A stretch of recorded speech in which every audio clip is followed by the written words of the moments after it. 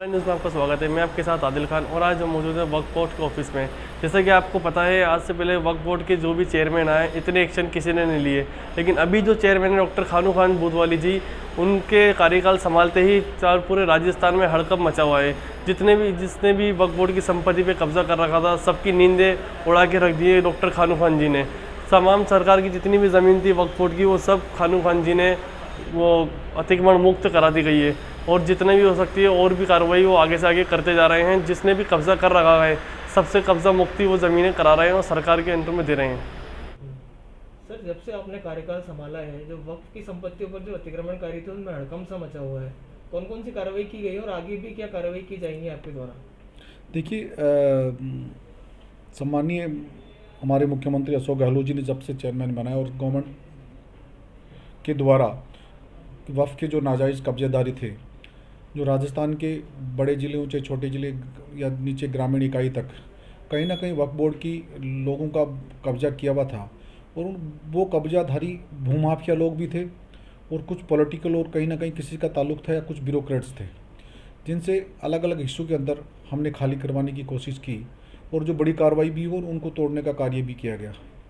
लेकिन आपने देखा होगा, चाहे नागौर का मामला हो, चाहे झुंझुनू का हो, चाहे भरतपुर का हो, चाहे उदयपुर हो, भीलवाड़ा हो, बांसवाड़ा हो, चूरू हो, सीकर हो, लेकिन 3 दिन से हमने दौसा शहर के बसपा तहसील जो ग्रामीण जो एरिया जो है, जो दिल्ली के हाईवे के ऊपर है, जिस तरह से एक पूर्व जिला प्रमुख के द्वारा अपने आप को तथाकथित एक बड़ा लीडर मानते हुए और पावर को दिखाते हुए करीबन 15 से 20 बीघा ज़मीन पे जो करीबन 30 से 40 करोड़ की लैंड है, उस शर्मा जी के द्वारा बार बार वहाँ के लोकल प्रशासन, हो सकता है शायद वहाँ के लोकल प्रशासन, वहाँ का एसडीएम उसका सहयोग करो, हालांकि कार्रवाई बड़ी हुई है, कुछ लैंड उसने खाली की है, लेकिन वहाँ और उसके द्वारा दिल्ली की पार्टी और फिर उस मीना के द्वारा ज़मीन को खरीद और फरोख्त 3-4 लोगों के मिल के उस पर कब्जा करना, ये वक्फ की ज़मीन के साथ और कानून के साथ खिलवाड़ है। लेकिन जितना खूब कोशिश की खाली करवाने की, जयपुर शहर में भी हमने बड़ी कार्रवाइयाँ की।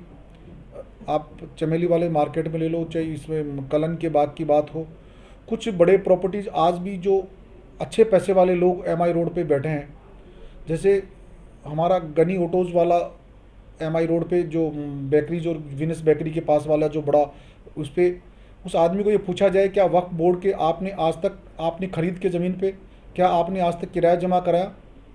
या एमआई रोड से आगे चलने के बाद घाट गेट तक, घाट गेट से लेकर ट्रांसपोर्ट नगर तक जो जितने भूमाफिया टाइप से बैठे हैं, कहीं ना कहीं वो कोर्ट कचहरी का सहारा लेके, क्योंकि हमारी कुछ पूर्व सरकार के जो बीजेपी का शासन था वहाँ कानूनी कार्रवाई नहीं हो पाई, लचर व्यवस्था के कारण से उन पे हम कब्जा शायद उसमें खाली नहीं करवा पाए। लेकिन अब नोटिस देने के बाद उन लोगों में ये ज़रूर हड़कंप है कि ये खाली करना होगा, क्योंकि वक्फ बोर्ड में हमारे जो हाई कोर्ट्स में कुछ ज़मीनों पे या कुछ कोविड के चक्कर में बराबर सुनवाई भी नहीं हो रही, क्योंकि कोर्ट का और कोविड का थोड़ा सा जो चल रहा है मामला, सुनवाई जो बार बार इसमें वीडियोग्राफी या वीसी के द्वारा हो रही है, तो हमारे कुछ केसेस नहीं लग रहे हैं।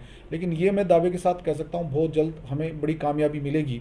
लेकिन आपके चैनल के थ्रू जो भूमाफिया लोग हैं या इस पर कब्जाधारी हैं, चाहे कितने बड़े पावरफुल व्यक्ति हैं, उनको ये ज़रूर सोचना होगा कि जहाँ झुंझुनू, भरतपुर, नागौर में बड़ी कार्रवाई हुई, जयपुर में कार्रवाई हुई है, उनके दुकानें टूटी या खाली हुई है, इसका फ़ायदा वक्फ को मिलेगा। वक्फ की ज़मीन पे कब्जा कभी भी इसके खिलाफ अपील में कोर्ट जा सकते हैं। ये कोई स्थायी नहीं कि एक बार स्टे होने के बाद आप अब उसके अपील में नहीं जा सकते हो। अच्छा सर, एक सवाल ये है मेरा कि जो अभी आप तमाम दरगाहों के ऊपर अपने गले और अपने वक्फ की जायदाद के थ्रू यहाँ पर ये इनकम के लिए जो सोर्सेज के लिए गले लगा रहे हैं, इसकी क्या व्यवस्था है, कहाँ यूज़ होगा ये पैसा? शायद ये आपको पता नहीं होती कि ये वक्फ बोर्ड की जो इनकम, वहाँ की जो इनकम होती है, हम 100 रुपये की इनकम के 7 रुपये लेते हैं। 93 रुपये वो वक्फ की जो व्यवस्था करने वाले लोग हैं या कुछ कब्जेधारी लोग हैं वो रखते हैं। पैसा कई बार लोग नहीं दे पाते, क्योंकि वो कहीं ना कहीं किसी न किसी से कोई ना कोई जुड़े होने के कारण। लेकिन 7 रुपये में से हम 1 रुपया भारत सरकार को जिस दिन रसीद कटती है हमें देना होता है। इसका डेवलपमेंट के लिए, जो कर्मचारियों की सैलरीज के लिए, यहाँ का जो करीबन 16 से 17 लाख रुपया पर मंथ का जो खर्चा आता है, वो हमारे वक्फ की जो संपत्तियाँ का जो 7% मिलता है। लेकिन 93% उनको भी पूछा जाए आप कि क्या वो आज तक किसी भी दरगाह, मस्जिद या कमेटीज़ के लोग हैं, कहीं ना कहीं लोग बैठे हैं, इन्होंने आज तक एक बच्चे को भी क्या 100 रुपये की स्कॉलरशिप दी? कभी बेवा एसआई जो मजलूम हैं, जो लोग हैं, उनकी कभी उन्होंने मदद की? सिर्फ उन्होंने मदद की है तो अपनी पेट की मदद की है। हम तो आपके फिर कहना चाहता हूँ, ये बेवाओं का, बेसहारा एसआई, गरीब मजलूम लोगों का पैसा है, ये ज़कात और खरात का पैसा है। इसको वो अच्छी जगह लगाए जिससे कुछ हो सके, या फिर स्कूल या कॉलेज या ऐसा कोई ताउन करे जिसमें ऐसा इंस्टीट्यूट बने कॉम्पिटिटिव टाइम्स है। सिर्फ इससे काम चलने वाला नहीं है उन लोगों का।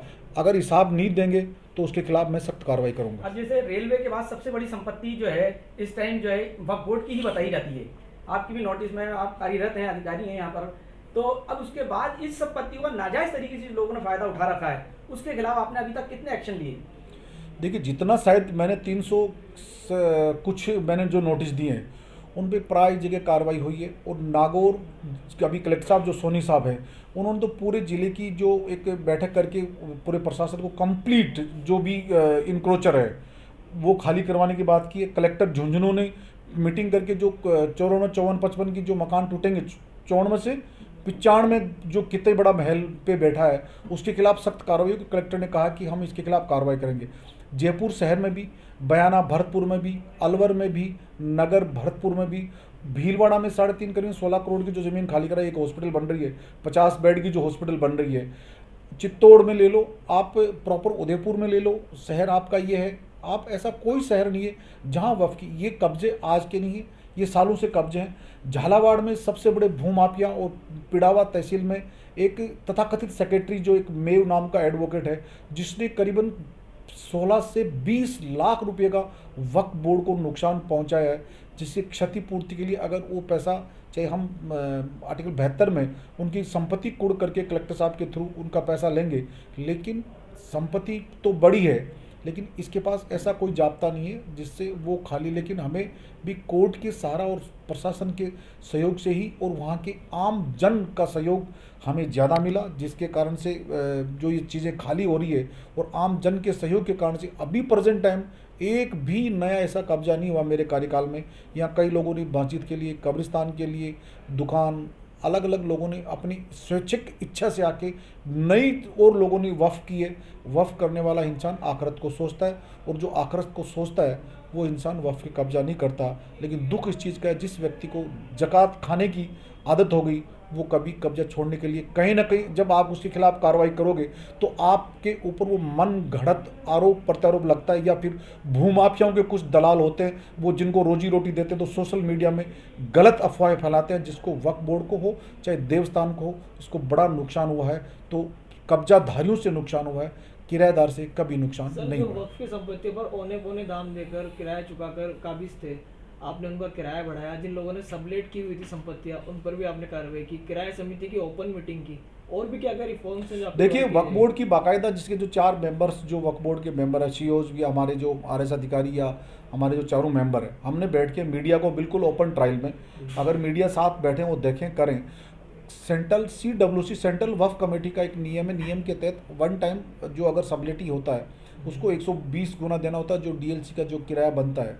जितनी जो छूट एज पर लोग के द्वारा जो छूट होती है, हम एक साथ थोपना भी नहीं चाहते। हमारा किराएदार हमारे साथ एक अच्छा व्यवहार करें, हम उससे किराएदारी में हमारे से वो नाराज़ नहीं हो, लेकिन वो इस गलतफहमी सोचे कि MI रोड के ऊपर अगर 30 बाई 90 की दुकान लेके बैठे और उसे 1,80,000 रुपये लें और वक्फ बोर्ड को 350 रुपये दें।